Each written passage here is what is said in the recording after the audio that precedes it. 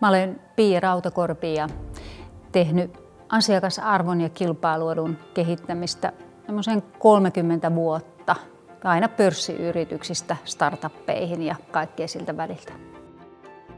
Asiakasarvo on tärkeä yrityksille, koska asiakkaista tulee liiketoiminta ylipäänsä.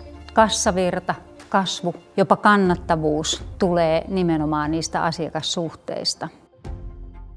Asiakasarvon kasvupolkuvalmennuksessa yritys käy läpi systemaattisesti sen, mistä se luo arvoa markkinassa. Eli ketkä on asiakkaita, mistä asiakkaat odottaa ja kokee saavansa arvoa, mistä yritys haluaa rakentaa itselleen kilpailuedun. Systemaattisesti käydään läpi myöskin se, että miten se kilpailuetu ja se arvo kääntyy kasvuksi ja kassavirraksi, eli siihen liiketoiminnaksi ja omistaja-arvoksi ylipäänsä.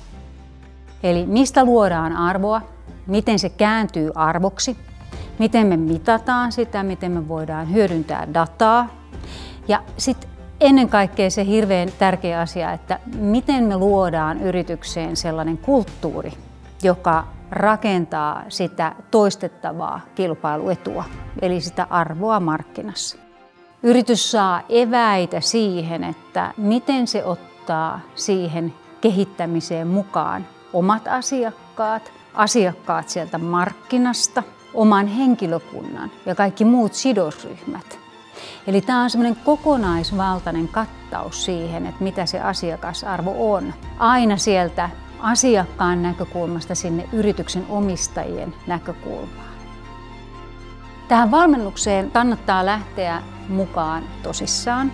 Paitsi että tässä on 5 valmennuspäivää, lähipäivää, niin tässä tehdään välitehtäviä.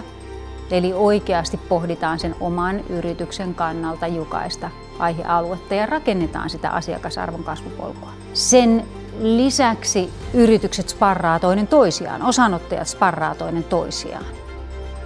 Tämä valmennus on systemaattinen, tämä on hyvin intensiivinen ja tämä on hyvin innostava.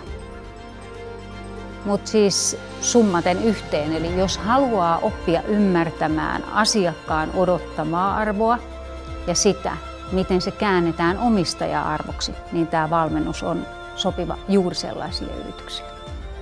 Tervetuloa valmennukseen!